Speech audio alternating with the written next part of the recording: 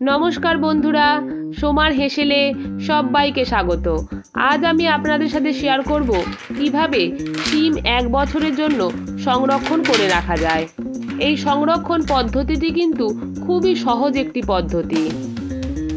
এখানে আমি 500 গ্রাম শিম নিয়ে নিয়েছি। আপনারা আপনাদের প্রয়োজন অনুযায়ী শিমের পরিমাণটা কিন্তু অবশ্যই বাড়িয়ে নিতে পারেন। এই শিমটাকে কিন্তু খুব ভালোভাবে জল দিয়ে পরিষ্কার করে নেব।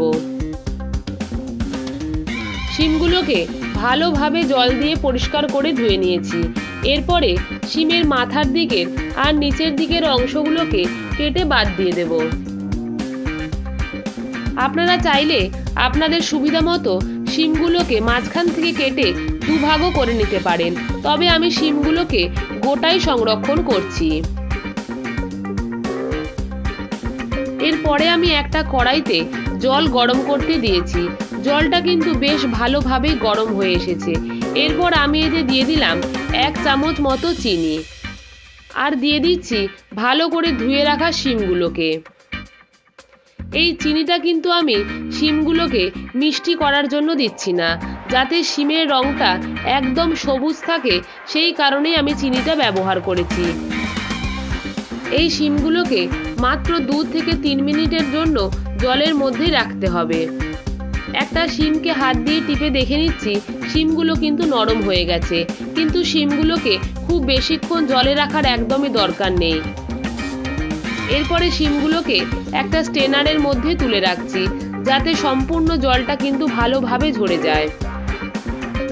এরপরে ওই গরম শিমটাকে আমি জল দিয়ে খুব ভালোভাবে আবারও ধুয়ে নিচ্ছি। যেহেতু এখন জলটা ঠান্ডাই আছে, সেই কারণে বরফ জলে ধোয়ার কিন্তু কোনো দরকার নেই। জলটাকে ভালোভাবে ঝরিয়ে নেওয়ার পরে আমি একটা টাওয়ালের ওপরে জল ঝরানো শিমগুলোকে দিয়ে দিচ্ছি। আমি বারান্দাতে টাওয়াল পেতে রোদের মধ্যে শিমগুলোকে দিচ্ছি। আপনারা চাইলে ফ্যানের হাওয়াতেও শিমগুলোকে শুকিয়ে নিতে পারেন। খেয়াল রাখবেন শিমগুলো যেন একটার ওপরে একটা না থাকে। একটা পরিষ্কার কাপড় দিয়ে শিমগুলোকে ওপর থেকে জলটাকে ভালোভাবে মুছে নিতে হবে। এইভাবে জাস্ট 1 থেকে 1.5 ঘন্টা মতো রেখে দিচ্ছি।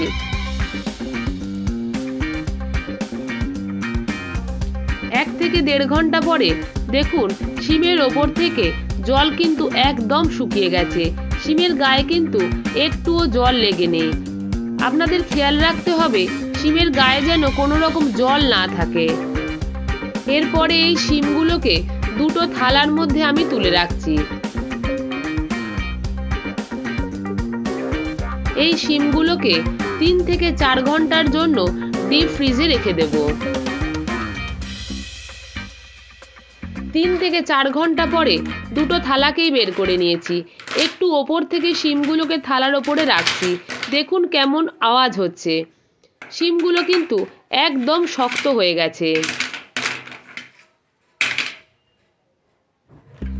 এরপরে এই শক্ত শিমগুলোকে একটা এয়ারটাইট কন্টেনারের মধ্যে করে ডিপ ফ্রিজে সারা বছরের জন্য রেখে দেব।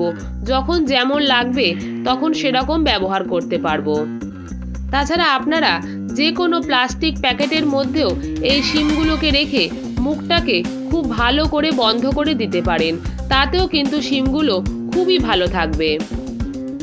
আপনাদের যদি এই পদ্ধতিটি ভালো লেগে থাকে, প্লিজ চ্যানেলটিকে লাইক করুন, শেয়ার করুন আর সাবস্ক্রাইব করুন। ধন্যবাদ।